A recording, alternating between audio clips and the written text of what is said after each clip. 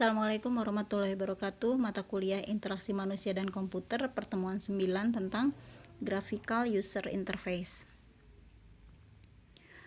Graphical User Interface yaitu bentuk dialog antara manusia dan komputer yang berbentuk grafis ya.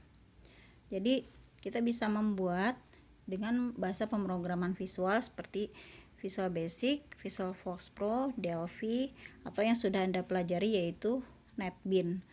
Termasuk juga kalau Anda menggunakan Macromedia Dreamweaver untuk mendesain web. Nah, contoh itu kan bahasa pemrograman. Kalau yang sistem operasi berbasis grafis yaitu sistem operasi salah satunya adalah Windows. Nah, Windows menyediakan suatu pustaka yang berisi kumpulan dari ratusan fungsi yang disebut dengan Windows atau API Application Programming Interface. Nah, oleh sebab itu sistem operasi Windows membutuhkan media penyimpanan yang lebih besar dibandingkan yang tidak berbasis grafis seperti sistem operasi DOS atau Disk Operating System. Nah, cuma kan bahasan kita hari ini tentang GUI ya. Pemrograman grafis pada sistem operasi Windows itu selalu menggunakan antarmuka yang disebut dengan GDI, yaitu Graphics Device Interface. Nah, di sini contoh yang dibahas banyak menggunakan Visual Basic ya. Nanti saya akan berikan contoh demo tapi dalam Visual Basic Net mungkin ya. Atau misalkan Anda bisa coba menggunakan aplikasi yang sudah Anda pelajari yaitu NetBeans. Sama aja sih karena dua-duanya adalah GUI. Desain suatu program grafis ditentukan oleh komposisi gambar yang digunakan, meliputi letak dari objek gambar pada screen atau sistem koordinat, tata warna yang digunakan atau pewarnaan, ukuran, dan lain-lain. Nah, sistem koordinat itu yaitu letak dari objek gambar di dalam monitor. Sebagian besar sih kegiatan pada pemrograman grafis ini bekerja dengan sistem koordinat ya, seperti berpindah tempat, perubahan ukuran, dan sebagainya. Kalau misalkan Anda bikin program animasi itu akan sangat terlihat sekali. Nah, sistem koordinat pada pemrograman Windows itu ada sistem koordinat fisik. Jadi ada koordinat yang dipakai oleh layar monitor misalkan. Jadi di layar monitor itu mempunyai titik pusat koordinator fisik di kiri dengan atas sumbu X positif berasal dari pusat menuju ke kanan dan sumbu Y positif berasal dari pusat menuju ke bawah. Jadi semacam titik-titik yang membentuk seperti kolom dan baris. Digunakan penulisan X, Y di mana standar awal berada di 00 yaitu pada posisi titik paling kiri atas dari objek yang akan didefinisikan koordinatnya. Nah, kalau misalkan Anda pernah menggunakan aplikasi C++ kemudian menggunakan fungsi go to XY, mungkin Anda memahami apa yang dimaksud dengan koordinat di sini ya. Kemudian ada juga yang namanya koordinat logika, yaitu koordinat yang dipakai dalam program. Nah, yaitu yang tadi saya bilang. Jadi kalau misalkan kita bisa membuat gambar atau menampilkan output di lokasi tertentu di layar. Nah, itu melalui pemrograman. Yang di pemrograman itu yang kita tulis adalah koordinat logika. Nah, nanti apa yang kita ketik itu akan dipetakan ke dalam koordinat fisik yang ada di layar monitor. Jadi akan bersesuaian sih sebenarnya ya. Nah, kemudian pengaturan warna. Pemakaian warna dalam pemrograman grafis itu sangat dominan ya. Karena memang salah satu hal yang menarik dari antarmuka GUI ini adalah warna yang sangat banyak di dalam aplikasinya. Misalkan saja pada Visual Basic dia menyediakan fungsi RGB atau red, green, blue.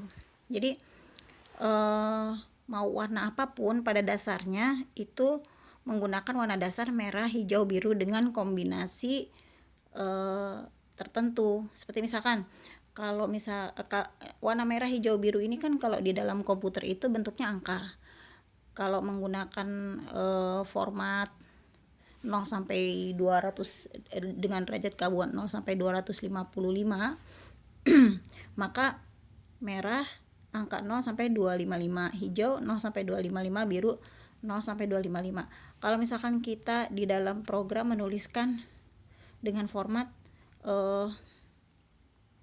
misalkan 000, artinya 0 tingkat merahnya 0, tingkat hijaunya 0, dan tingkat birunya 0, maka akan menjadi warna hitam. Tapi kalau tingkat merahnya 255, hijaunya 255, birunya 255, maka akan menjadi warna putih.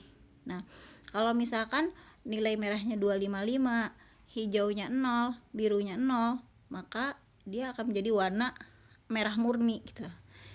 Kalau merahnya 255, hijaunya 0, birunya 0, artinya tidak ada unsur warna hijau atau biru sama sekali di situ, hanya ada merah.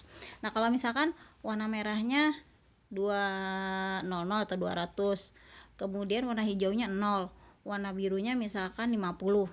Nah, jadi warnanya kira-kira ungu ya.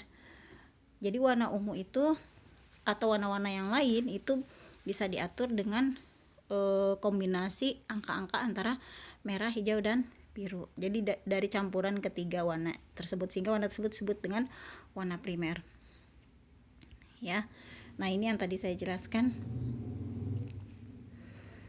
Kemudian nah ini ada tabelnya ya.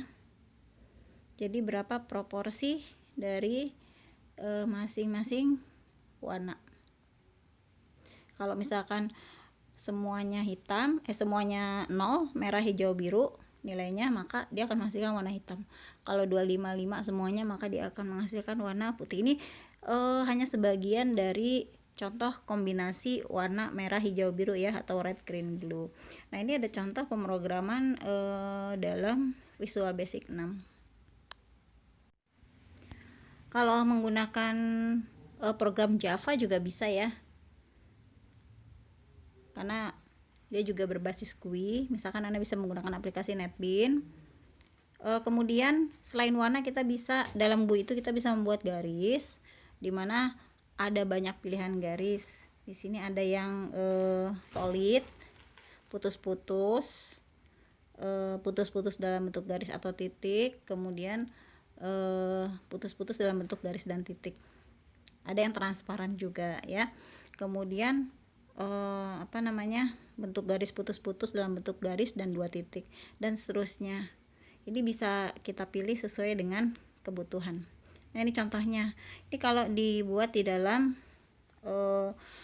bahasa pemrograman Visual Basic, sama tampilannya seperti bahasa pemrograman GUI pada umumnya ya.